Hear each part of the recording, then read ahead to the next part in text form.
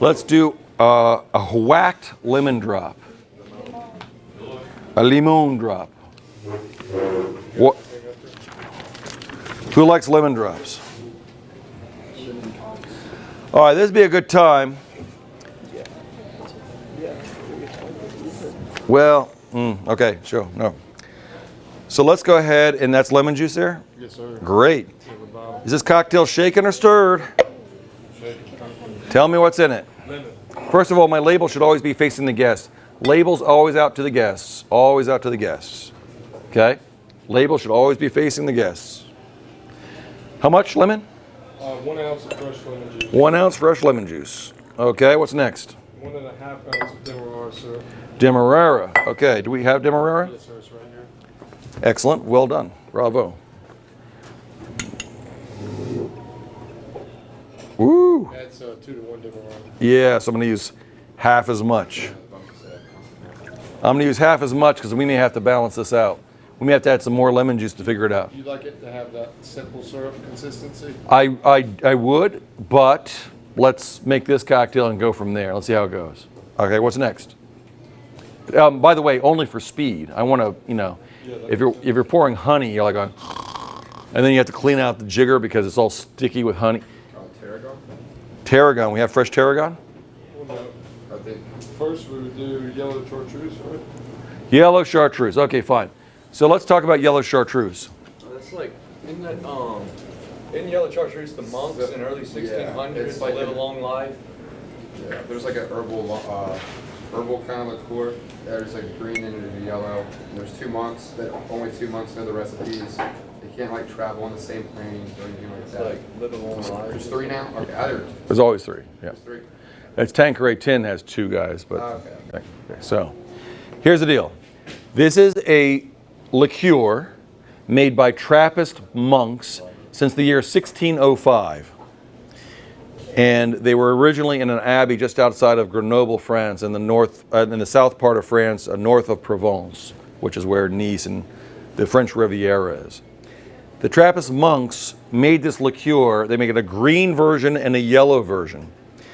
The green version is made with 54% alcohol by volume and is made with 120 different alpine herbs and botanicals. The yellow is made with only 85 different alpine herbs and botanicals and is 40% alcohol by volume.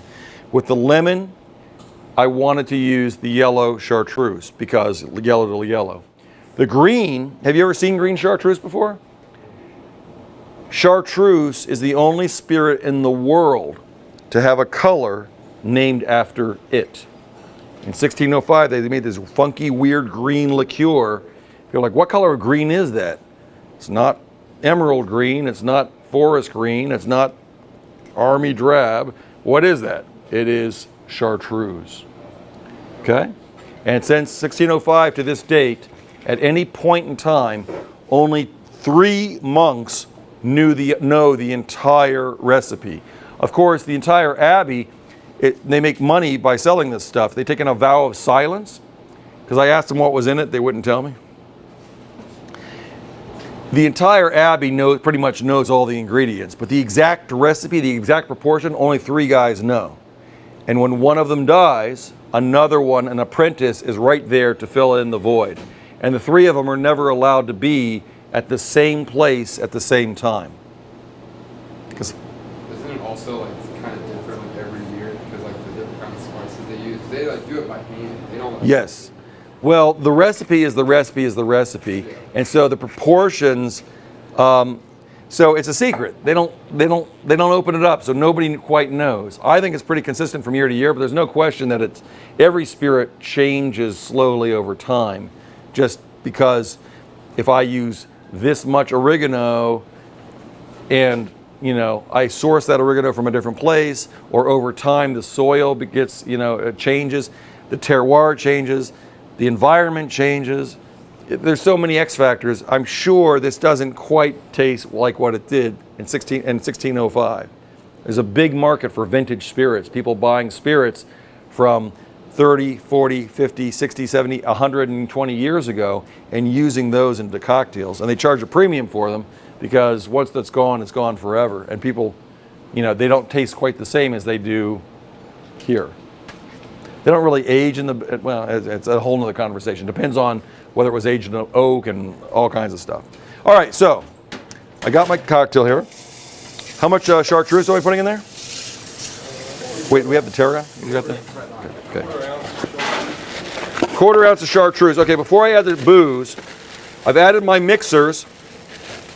Before I add my modifier or my base spirit, I'm gonna grab my garnish. Okay, I'm gonna get a nice garnish here. Something that's gonna fit into my cocktail coupe. I think that's a beautiful, nice garnish. And then I'm gonna grab this, and I'm just gonna pull up against it there and drop that in there. Maybe I'll take an extra one just for good measure. Put those leaves in there, and I'm gonna lightly muddle them. Where is my muddle stick? Thank you. I'm going to twist and crush, twist and crush. We're bruising the leaves, extracting the oils out of that tarragon. What does tarragon taste like? Anybody know? It's really good in fish. If you ever have like bass or something like that, lemon and tarragon is awesome. That's why I just made a lemon tarragon cocktail. It has a slight hint of anise, which kind of tastes like licorice, but it doesn't dominate. It's not going to crush. So even if you hate licorice, you might find that you like this cocktail. We'll find out. Maybe you don't. We know that there's got to be tarragon in here. There's probably anise, star anise, cinnamon, pine needles. I mean, this is 85 alpine, or you name it, it's in there. Mint, tarragon, thyme. How many, you know, there's only so many things out there, so 85 different alpine herbs and botanicals. There's a quarter ounce of that. And this is a liqueur that has been infused with 85 alpine herbs and botanicals. What other spirit do we have that is infused with botanicals? Gin. Gin. So of course chartreuse and gin is going to be magical. They're going to go well together because they often share the same botanicals. All right, how much gin? 1 1/4. 1 1/4. Okay, let's do that. 1 1/4. Alrighty. And now we're going to add our ice. What's my glass on this? A coupe.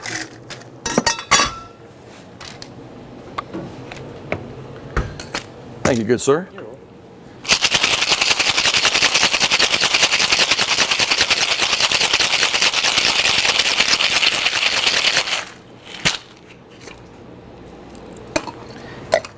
When you smile, the whole world smiles with you.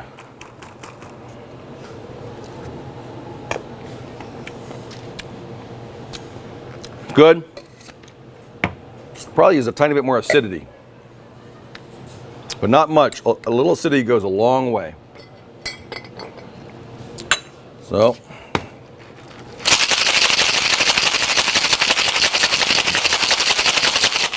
you normally don't shake twice, but I thought the alcohol was a little high, and by shaking it the second time, I can get it down to the level that I wanted to.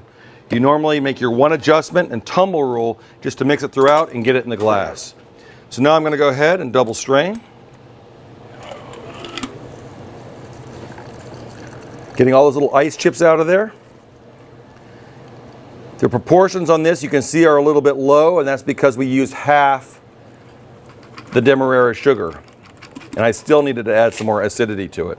So we're going to have to alter the adjustment to that, or we're going to have to water down the Demerara with some water to make it more liquidy and reduce the sugar content. And that will allow us the volume to create this cocktail. Either way, it doesn't make a difference. You can do it either way. Now I'm going to take my sprig, just place it in there at 2 o'clock. And I'm going to present them with their cocktail, which we're calling Whacked Limone Drop. Here you go. Here's your Whacked Limone Drop.